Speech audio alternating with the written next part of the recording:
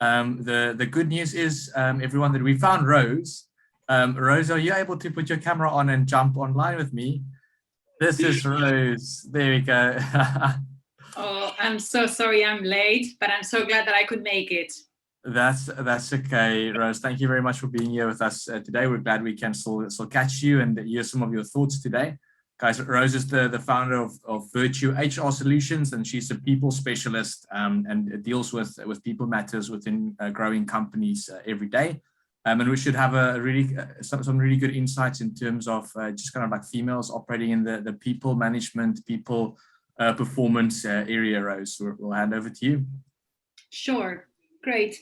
So it was very interesting when I got a little bit of the topic of the things that we were going to discuss, because I tried to see, do I act differently or go about my work differently when I work with females than males? And I think there's not a distinctive thing that one would do differently. But I do think when it comes to identification, right, because one goes through the struggles and having family and all the things that we were, just chatting about, and I think that creates a different bond. So I think that one can position yourself differently when you know what someone is going through exactly. So I guess that from that point of view, I understand that it creates a different bond, right?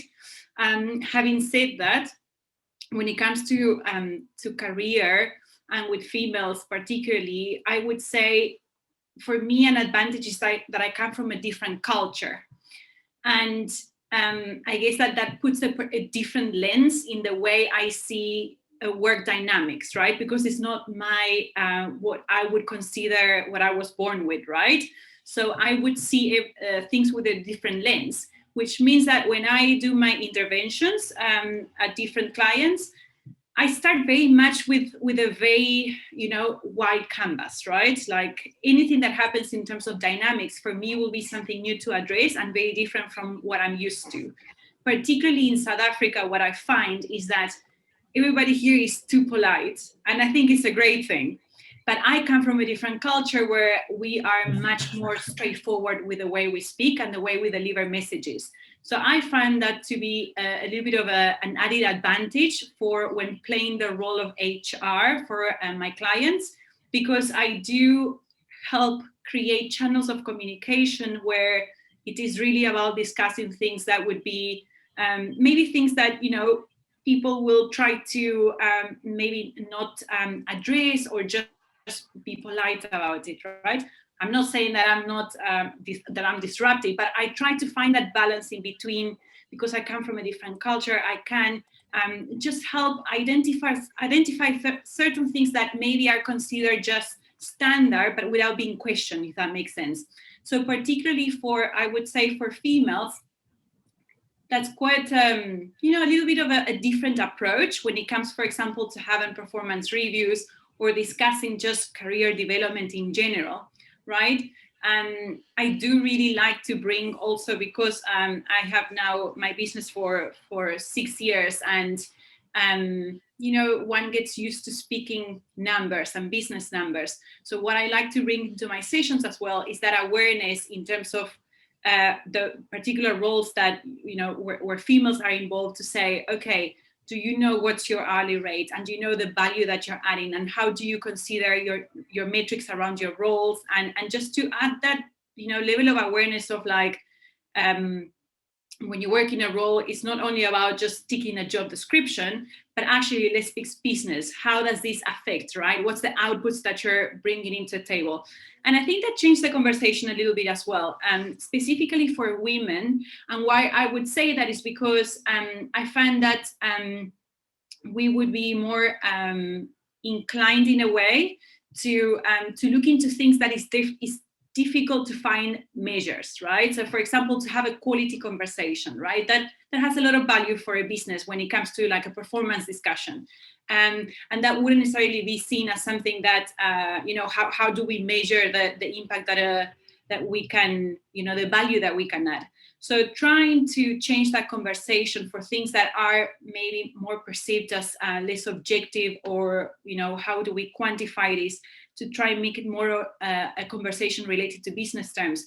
I think that really helps with career-wise, and I particularly have seen this with women, right? So I think that a good takeaway would be that when it's good to work with, even though it's in your own culture, just to work with a empty canvas, and to know that you can very much just not always fall into what the dynamics are perceived to be, how we should be doing things, but actually to question things. And as I said, it's not that one needs to be disruptive about it, but just be critical about it, to be like, why is that we're doing things the way we're doing them? Or, this is something that I like to mention. How do I make sure that I can bring it up without really, sounding disruptive, but the fact that you can still kind of raise your voice, if that makes sense. So allowing for those spaces for me is very, I can see how enlightening it can be for particularly for females, I would say. And then something else that I think helps when it comes to me and how I would, I just heard Lisanne speaking about how do you get energy and how do you also get inspiration in terms of the work we do, and then also when it comes to this kind of like balancing between having kids and having a business, and then your own personal development. I think that what works for me, you were speaking about mentorship. I like to be stimulated in my field. So when I like to network, it's always related to upskilling and getting knowledge in a particular field that I like, right? So I wouldn't necessarily enjoy, mingling or networking when it comes to more on the softer skills, but more so in the technical skills. So really upskilling. I think that helps me a lot. I particularly have a network for HR where it's so nice. It's all, HR people from different companies, and then we bounce cases, we bounce ideas, and that is such an uplifting, because obviously this is all, volunteer your time to help other people in HR and bring different cases on board and things like that. So that really works for me in terms of, and it's all women, that's why I bring it up. It's a network of female in HR. And then also podcasts really help me as well when it comes to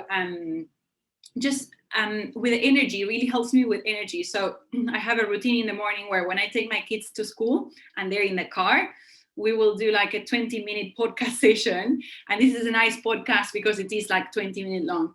And it's so nice to see how also they are taking on it, right? That every morning when we hop in the car, they'll be like, okay, it's Rob Dial on.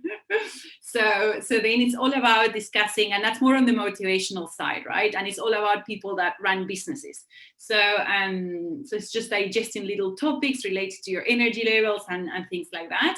And it really helps me, it boosts me. And I think that relates to kind of when you get to know yourself and you know ways that you need, what are the things that really make you more, gives you more energy, right? So I think self-development is a big one. In that case, my background is in psychology. So I think that was in a way a little bit more paid for me to know that I had to invest a lot of my time in self-awareness and, what works with me and things like that. But as you also were saying, it is all hello? There we go. It is all very much a balancing act. Nobody's perfect. We all go through stages. Something that I managed to figure from just continuing with the business along the years is that I can see patterns, and that has been very insightful to identify. So patterns of productivity, patterns related to motivation and my energy levels. And I think it's important to identify, your own patterns. I use timesheets, right? So for me, it's very easy to identify waves of things. Like when I work in different projects, different areas of HR, then my productivity levels will go up or things like that. That's very insightful, to look into kind of bigger picture patterns. It can throw a lot of information about yourself. When do you need breaks? Like because of my my kids being at school, every quarter I need to take a break. And sometimes it feels like it's disruptive to me to have to cut. Sometimes I really need it. So when do you need to recharge your batteries and things like that? I think that's very important. And even though we think, it's erratic how it goes, like you can't really find cycles, I think if you're really into like identifying those patterns, you will find them eventually. And it makes a difference, because it's also not nice to feel like one is erratic, in terms of like this happened, how I address it. But then when you address it on a second time, on a third time, then you realize, okay, so how do I either prevent it from happening, or how do I just acknowledge that, I need to take a break or things like that. That has been a good learning point. Yeah. Right. Rose, thank you so much for all the lessons you've shared. Definitely, I see there's quite a lot of men on the call actually today. It's really cool to see. I think there's a couple of things you said that can resonate with everyone on the call. So that's really exciting. So glad your internet settled and that you could be here with us today. Thank you very much for making the time. Really appreciate it. Pleasure. Thank you so much for having me, Lo. Thanks so much, man. Hey, Lo here. I'm one of the founders of Outsource CFO. If you like this video, don't forget to click subscribe below. We'll see you next time.